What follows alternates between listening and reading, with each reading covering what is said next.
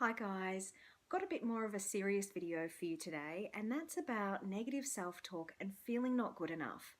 Now, I've struggled with this a lot, and I'm sure a lot of you have too, where you find yourself feeling like you're not good enough for the things that you want and the things that you're passionate about, and also getting stuck in a negative self-talk cycle where you're constantly putting yourself down and psyching yourself out. Now, if you find yourself getting a bit stuck, just like I do from time to time, keep watching and I'll explain to you why negative self-talk just doesn't work and what you can do as an alternative. Let's face it, negative self-talk does not work. I think that a lot of us work under the assumption that if we're hard on ourselves, that we'll push ourselves harder and achieve more. But this simply is not the case. Often when we're putting ourselves down and saying, please don't make a mistake, oh my God, don't stuff up, we actually make more mistakes. It works in the reverse of the way that we think it's going to work. Let's look at an example. Have you ever tried to learn how to drive and had a negative instructor or a negative teacher beside you, putting you down or freaking you out, saying, oh, be careful, no, you're too close to that car? What you may have noticed if you have had that experience is that you made more mistakes. You hit the curb, you got too close to that other car, you had near crashes, and that's because that little voice that was putting you down, that voice beside you, was actually psyching you out. You might have noticed too that you then had the urge to quit. You didn't want to drive again. You didn't want to get back into the car.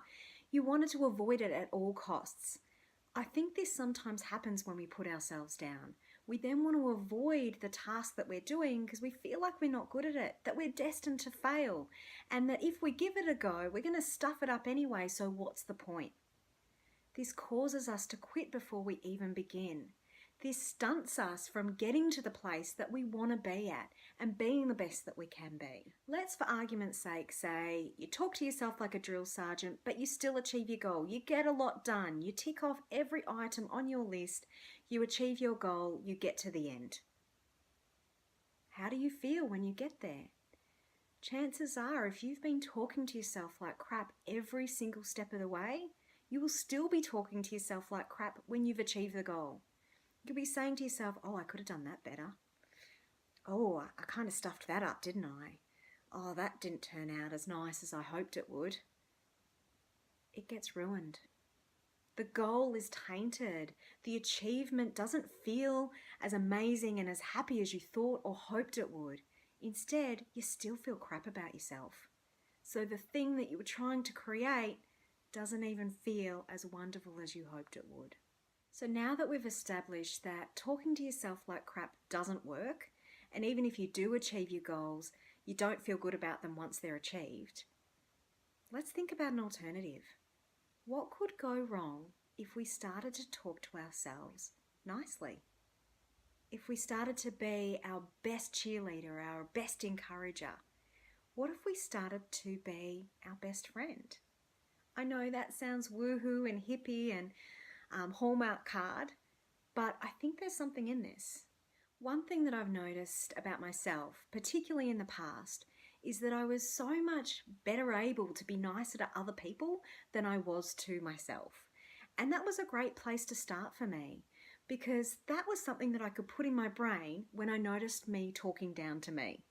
I would say to myself, "Ooh, why are you doing that wrong? Oh my goodness, you should have done this earlier. Why did you leave it to the last minute?" And then I'd take a moment and I'd think, would I speak to someone else like this? If I did speak to someone else like this, how would they take it? Would I have any friends left? How would my family treat me if I spoke to them like that? This was a real wake-up call. It helped me to realize that talking this way is not okay, and instead helped me to develop other ways to talk to myself that were kinder and truer to how I deserve to be treated. So this can be a great place to start. If you're noticing that you're talking to yourself like crap, and let's face it, you're doing it all the time, so you'd have heaps of opportunities to do this exercise, just take a moment. Just pause for a second and ask yourself a really important question. If your friend came to you with this problem, how would you react? What would you say? What advice, support, or encouragement would you provide them with? And once you've come up with that answer, try and give yourself that same encouragement. those words of affirmation, those words of support. Direct them to yourself. Even use your own name when you are giving that advice. So for example, I might say to myself, Hayley, you're doing the best you can. And I would just sit with that for a bit. I would sit with that statement. And I'd notice how differently I felt compared to when I put myself down.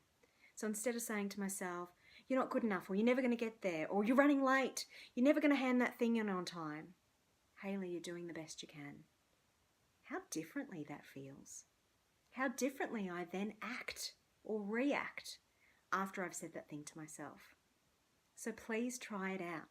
Take a moment to think about how you would talk to a friend and then apply that to yourself. On days when I'm being particularly harsh to myself, when I really can't get out of that negative thought cycle, I just feel like a crap human being who's never going to achieve their goals and who is causing everyone else to have a terrible day, I take a moment and I think about how I might talk to a small child.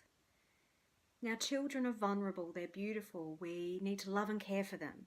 And we're quite gentle with children, more gentle than we are with ourselves. So when I'm being really harsh to myself, I think, would I talk to a child this way? Would I put them down? Would I push them as hard as I'm pushing myself? And often the answer is no. So then I think about the advice that I'd give that child, the encouragement, the words of support, and I would use that in place of the horrible things that I'm telling myself about myself. This is something else that you can try if you're getting particularly stuck in being a meanie to yourself. To summarize, guys, talking to yourself like crap never results in anything beautiful, wonderful, creative, inspiring, or that feels nice. If you push yourself hard with negative self-talk and you do achieve your goals, you don't feel good even when you get there. So one of the alternatives is to check in with yourself and ask yourself, would I speak to someone else the same way that I'm talking to myself? And if the answer is no, then take some steps to talk to yourself differently. Think about what you would say to a friend or a small child and use that language when you're talking to yourself. You'll be amazed about how differently you will feel and then how differently you will act. Because when you then do the things that you're trying to push towards, you'll feel better about doing them. They won't be so much of a chore. You won't be pushing yourself to get there. Instead, you'll be supportive and loving and encouraging and kind. You'll be your greatest cheerleader. And who knows how far you can get when you talk to yourself that way. And in the spirit of this video, I'm just going to end by saying I'm really proud of myself for doing this video today and getting this out to you guys. Your support really means a lot to me, and if you could give this a thumbs up or share it with your friends, that would be great. All right, see ya.